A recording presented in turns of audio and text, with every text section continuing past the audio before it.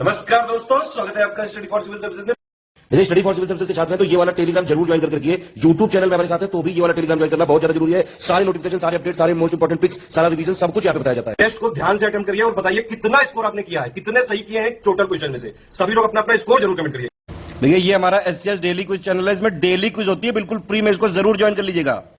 ये हमारा इंस्टाग्राम का पेज है, इसको जरूर फॉलो कर लीजिएगा। Study for civil dot services करके अगर आप इंस्टाग्राम में सर्च करेंगे तो आपको मिल जाएगा। वीडियो के डिस्क्रिप्शन में इसकी लिंक दी हुई। इसमें आप स्टोरी सेक्शन जरूर देखते रहा करिए, प्लस इसमें हाईलाइट्स आते रहते हैं और प्लस पोस्ट आती रहती है, इनको जरूर फॉलो करते रहिए। नमस्कार दोस्तों, स्वागत है आपका स्टडी फॉर सिविल सर्विसेज में। डे नंबर 36 सॉल्व करेंगे हम इलाहाबाद हाई कोर्ट की जो हम क्विजेस सॉल्व करते हैं। तो क्वेश्चन नंबर 1 देखेंगे। एरर फाइंड करना है आपको। तो सेंटेंस हमारा देखिए यहाँ से स्टार्ट है कि the view of the down stream and directly down the bridge was awesome. ठीक है, तो देखिए the view of the down stream and directly below the bridge होगा, डाउन द ब्रिज नहीं होगा, है ना। बिलो का अगर हम यूज़ करेंगे तो ये ठीक हो जाएगा। तो बी पार्ट जो है ये एरर हो गया इस क्वेश्चन के लिए। अगला है कि यहाँ पे भी एरर बताना है। तो क्वेश्चन यहाँ से स्टार्ट है sentence, his name was hardly known out his own country. ठीक है, तो देखिए नोन के साथ यूज़ होता है नोन टू, तो हमारा ये प्रीपोजिशन के साथ होगा। तो बी पार्ट हमारा जो हो गया this is incorrect. Third part में आपको ब्लैंक स्पेस फिल करना है। तो देखिए क्या है कि the fun blank space reduced significantly when mom decided to tag along, है ना। तो कोशेंट ऑप्शन सी जो होगा, the fun quotient reduced significantly when mom decided to tag along. Next question है कि the shepherd guarded large blank space of sheep and allowed them to move from pasture to pasture. ठीक है, तो इस question के लिए यहाँ पे हम यूज़ करेंगे फ्लॉक। ठीक है, ऑप्शन डी होगा, ये करेक्ट हो जाएगा। इस सेंटेंस का मीनिंग भी थोड़ा देख लीजिएगा आप अगर, तो जैसे फ्लॉक का मीनिंग होता है झुंड। ठीक है, तो जैसे भेड़ों का झुंड हो गया ना, तो जैसे इसका मीनिंग देखेंगे अगर इस सेंटेंस का, तो हो जाएगा कि जैसे चरवाहे ने भेड़ों के एक बड़े झुंड की रखवाली की और उन्हें जैसे कि पास्चर टू पास्चर है ना, तो ये मतलब जैसे जो ऐसे large piece of land covered by grasses है ना, उसको बोलते हैं पास्चर। ठीक है, तो उसको मतलब एक पास्चर यानी कि मतलब ऐसे कह लीजिए जो चारागाह है उससे दूसरे में जाने की अनुमति दी, है ना, अलाउड टू। तो इस तरीके कुछ मीनिंग हुआ। तो फिलहाल इसके वर्ड्स का मीनिंग भी देख लीजिए, पास्चर, फ्लॉक, है ना, तो शेफर्ड। अगला क्वेश्चन देखेंगे। इसमें आपको बताना है मीनिंग, है ना। तो फैसिमाइल, तो फैसिमिली भी इसको पढ़ते हैं, तो इसका मीनिंग होता है रेप्लिका, है ना। किसी भी चीज़ का जैसे एग्जैक्ट एक कॉपी होता है तो वही बोलते हैं इसको। जैसे स्पेशली जो एग्ज़ाम में शीट्स वगैरह में देखते हो ना, मुहर लगी होती है, तो वहाँ लिखा होता है ये फैसिमिली। नेक्स्ट है शाउविनिज्म, है ना। तो शाउविनिज्म का मीनिंग क्या होगा, तो ये हो जाएगा जीलेटरी। Option C is correct. Next है मेलोडी, तो मेलोडी का ऑपोजिट हो जाएगा हमारा क्या, कोकोफोनी। ठीक है, ये पूछ रहा है आपसे, तो C option will be correct. Next है डिफिडेंट, तो डिफिडेंट का मीनिंग क्या हो जाएगा यहाँ पे, तो डिफिडेंट का यहाँ पे ऑपोजिट बताना है ना, तो ऑपोजिट एग्रेसिव हो जाएगा। ठीक है, इधर मतलब कोई सौम्य हो गया, एग्रेसिव मतलब काफ़ी एग्रेसिव इंसान जो है। नेक्स्ट है कि कोटेड पार्ट को इम्प्रूव करते हैं। यहाँ पे देखिए तो सेंटेंस हमारा क्या है, we might have doing something to help you. ठीक है, तो अगर हम यहाँ पे हैव डन यूज़ करें, so this will be correct. We might have done something to help you, हमें कुछ करना चाहिए था आपकी मदद करने के लिए। नेक्स्ट है कि ही, अब यहाँ पे कोटेड है टू बी। ठीक है, he to be positively rude. ठीक है, तो इसमें क्या इम्प्रूव कर सकते हैं उसको, तो टू बी नहीं होगा, हम यहाँ पे वॉज बीइंग यूज़ करेंगे, है ना, कि he was being positively rude. Option A is correct.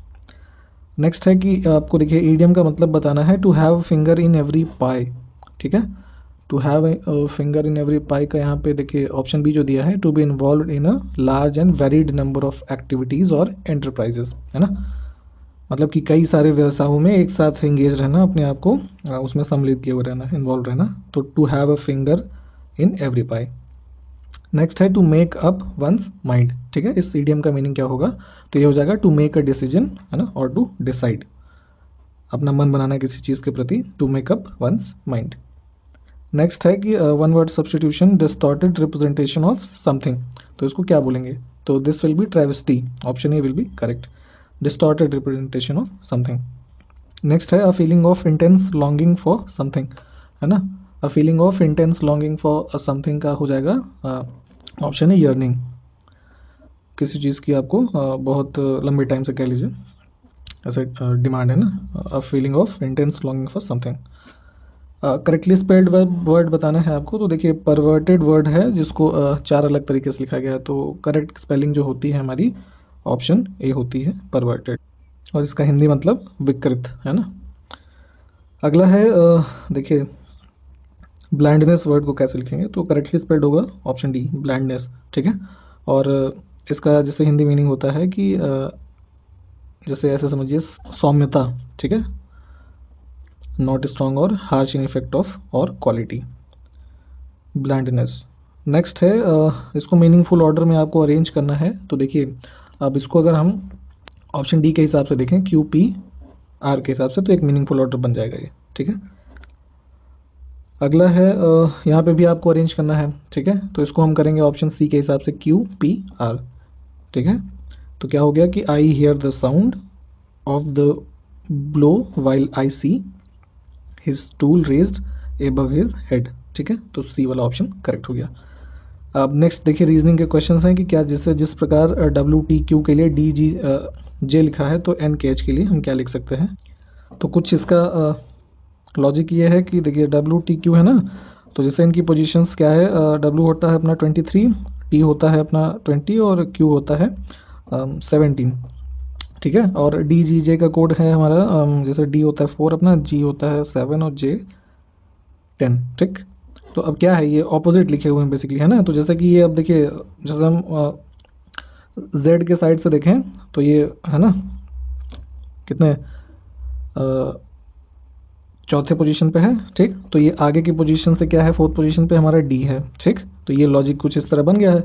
तो हम एन के एच के लिए देख लेते हैं क्या होगा। तो जैसे कि एन के एच है ना, तो एन अपना आगे स्टार्टिंग से पोजीशन से क्या होता है, एन का कोड होता है हमारा 14, ठीक है। तो हम बैक साइड से अगर हम देखेंगे कि 14 पोजीशन पे क्या आएगा हमारा, तो ये होता है आपका 13 पोजीशन का वर्ड, तो हमारा वो होता है एम, ठीक। तो देखिए सिर्फ एक कोड से हमारा कोड निकल जाएगा, एम पी एच जो होगा हमारा ये कोड होगा, बाकी को भी अगर आप करके देखेंगे तो यही कोड निकल के आएगा। नेक्स्ट क्वेश्चन है कि 60, 15 और 100 को हम फिर क्या लिख सकते हैं, ठीक है। तो इसमें क्या हो रहा है, ये देखिए ना, ये 15 से ये 4 बार में कट जाएगा, तो कौन मतलब सॉरी कटेगा नहीं, मल्टीप्लाई हो रहा है। तो ऐसी कौन सी संख्या है जिससे 4 बार में 100 आएगा, तो 2500 के 100 होता है। तो ये कहाँ दिया हुआ है, ऑप्शन डी में, ये करेक्ट हो गया। नेक्स्ट है कि देखिए यहाँ पे वही आपको सीरीज पूरी करनी है कि बैट थिन रिप्लाई लेंथ, है ना। तो लॉजिक यहाँ पे देखिए क्या दिया हुआ है, ठीक। तो हम इसको देख लेते हैं एक बार क्या है। लॉजिक हमारा है ये 3 लेटर का वर्ड है, 4, 5, 6, तो 7वां ढूंढ लीजिए, 7वां किस में है, ठीक है। तो 7वां हमारा है डिस्प्ले के अंदर, तो ये हमारा करेक्ट हो जाएगा, ठीक। ऑप्शन बी है करेक्ट। अगला प्रश्न है कि आपको और चूज़ करना है, तो देखिए कुर्सी, सोफ़ा, काउच, ठीक। ये सब क्या है, एक तरीके से कह लीजिए वैसे बैठने की चीज़ है और फर्नीचर है अपने आप में। टेलीविज़न जो है ना तो फर्नीचर या इलेक्ट्रॉनिक आइटम है, तो ये ऑड हो जाएगा। और चूज़ करना है नेक्स्ट क्वेश्चन में भी, तो X V T, N P R, L J H और एफ डी बी। तो इसमें देखिए अब लॉजिक क्या है, एक्स वी टी का कोड एक बार देख लेते हैं। तो एक्स होता है 24, वी होता है 22 और टी है 20। तो ये देखिए -2 हो रहा है, ठीक। उसी हिसाब से एन पी आर में देखिए, तो एन पी आर में क्या होता है कि एन का कोड है हमारा 14, पी का होता है 16, आर का होता है 18, तो ये प्लस हो जा रहा है ना, +2 हो रहा है, तो ये ऑड है। क्योंकि एल जे एच में भी देखेंगे ना तो ये कम तो हो रहा है, एच आई जे फिर के एल, हाँ तो ये वही है। एन पी आर जो है ये प्लस में हो रहा है, इसलिए ऑड है। नेक्स्ट है कि ऑड आपको चूज़ करना है, तो देखिए क्या है 1, -2 माइनस फिर ब्रैकेट में -3 और 5।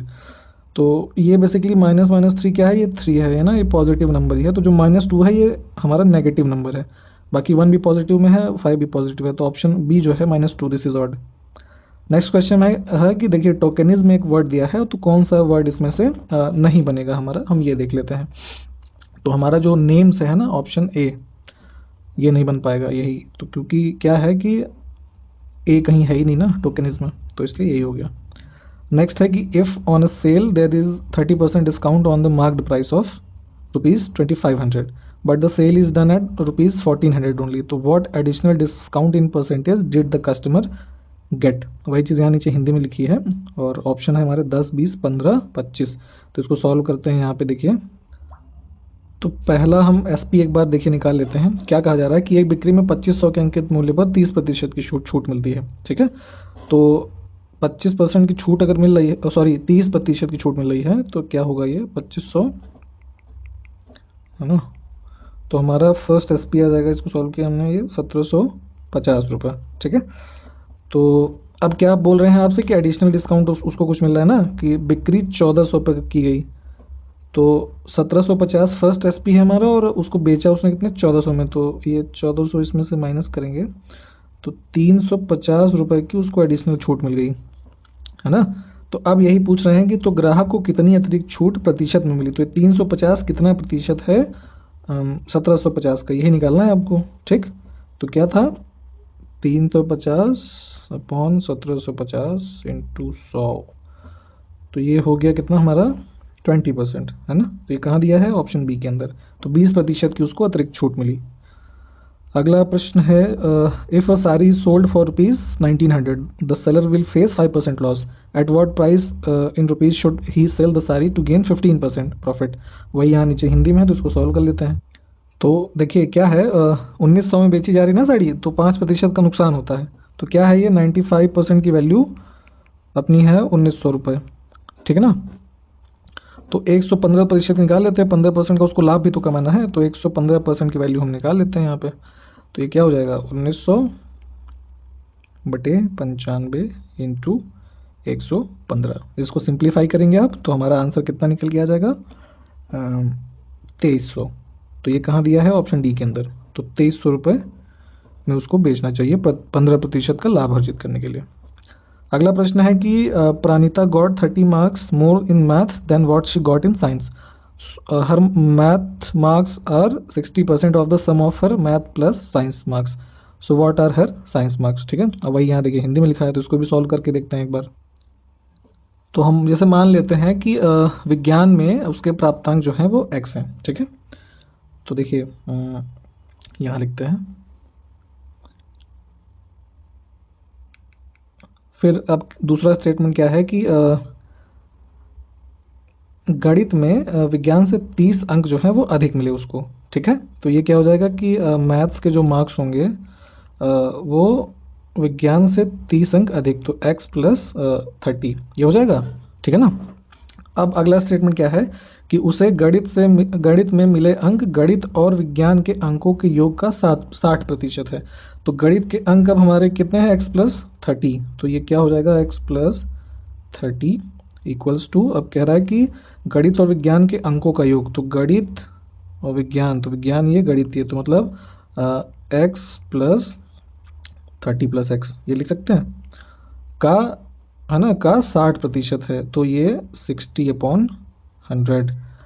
अब इसको फर्दर आगे कर लेते हैं, तो देखिए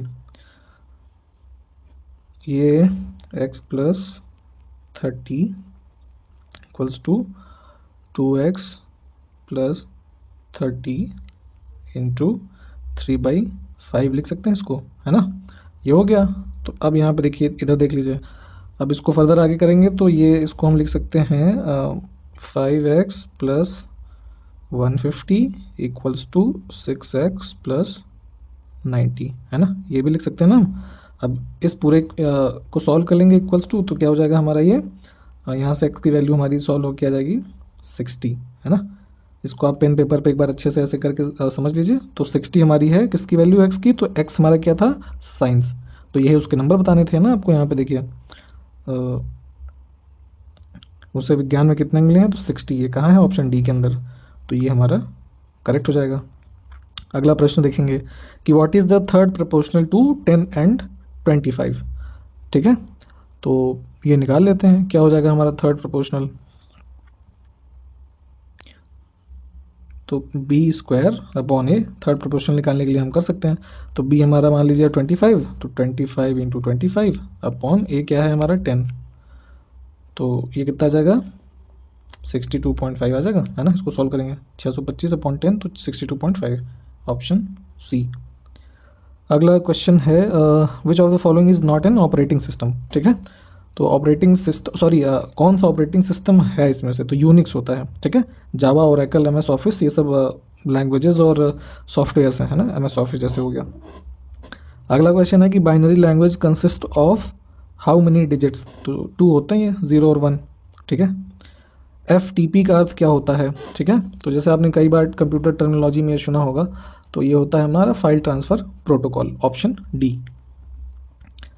अगला क्वेश्चन है कि वह लड़का मेरा भाई है, वाक्य में देखिए वह क्या है ना, जो ये वह लिखा है तो ये वह क्या है, वह लड़का मेरा भाई है, तो ये क्या है, मतलब वह लड़का मेरा भाई है ना, संकेत दे रहा है, तो ये सार्वनामिक विशेषण है ना, तो ऑप्शन ए जो होगा वह करेक्ट हो जाएगा। अगला क्वेश्चन है कि विशेषण शब्द का चयन करना है, तो इसमें से देखिए कौन सा शब्द जो है वो विशेषता बता रहा है, तो ये उदरस्त जो शब्द है ये विशेषता बता रहा है, यही विशेषण है ना, ऑप्शन ए जो होगा करेक्ट हो जाएगा। साड़ी का तत्सम शब्द क्या होता है ना, तो साड़ी जो है वो तद्भव शब्द है और इसका जो तत्सम होता है वो शाटिका होता है ना, ऑप्शन ए। अगला प्रश्न है कि चिड़िया शब्द क्या है ना, इसके बारे में बताना है आपको, तो चिड़िया शब्द जो है वो देशज शब्द है ना, देशज है। तत्सम बहुत लोगों ने चुन लिया लेकिन नहीं, यहाँ पे देशज होगा। अगला प्रश्न देखिए कि इसमें से कौन सा वाक्य जो है हमारा शुद्ध है, ठीक। तो अब स्वाभाविक रूप से पत्र लेखन की बात हो रही है, तो क्या होगा यहाँ पे, ऑप्शन सी जो है हमारा मोस्ट अप्रोप्रिएट है कि वे स्वाभाविक रूप से पत्र लेखन का कार्य करते रहे, है ना। अगला प्रश्न है कि वर्तनी आपको शुद्ध चयन करनी है भागीरथी की, ठीक है। तो जैसे भागीरथी, ऑप्शन डी। पृथ्वी का पर्यायवाची आपको बताना है इसमें से, ठीक है। तो दामिनी, मेदिनी, यामिनी या फिर तटिनी, तो जो मेदिनी होता है वो हमारा पृथ्वी का पर्यायवाची है, ऑप्शन बी। अगला प्रश्न है कि जो सरलतापूर्वक प्राप्त किया जा सके, है ना, मतलब बहुत ही आसानी से मिल जाए, तो उसको बोलते हैं सुलभ, ठीक। तो जैसे सुलभ कॉम्प्लेक्सेस वगैरह आपने कभी पब्लिक प्लेस में देखे होंगे, तो उसका आशय यही है कि जो आसानी से सरलतापूर्वक प्राप्त किया जा सके। अब ईस्ट इंडिया कंपनी ने किस वर्ष कलकत्ता में सर्वोच्च न्यायालय, मतलब जो सुप्रीम कोर्ट की इस्टेब्लिशमेंट हुई कैलकाटा में, तो वो किस वर्ष में की गई, ठीक है।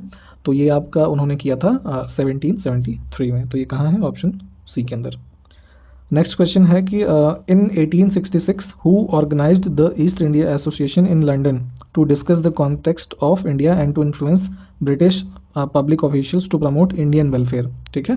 और वही देखिए यहाँ पे नीचे हिंदी में लिखा होगा कि 1866 में भारत के संदर्भ में चर्चा करने और भारतीय कल्याण को बढ़ावा देने के लिए ब्रिटिश सार्वजनिक अधिकारियों को प्रभावित करने के लिए लंदन में ईस्ट इंडिया एसोसिएशन का कुल मिला के पूछा जा रहा है, ईस्ट इंडिया एसोसिएशन का आयोजन किसने किया, ठीक है। तो ये किया था दादा भाई नौरोजी ने, the grand old man of India, option A.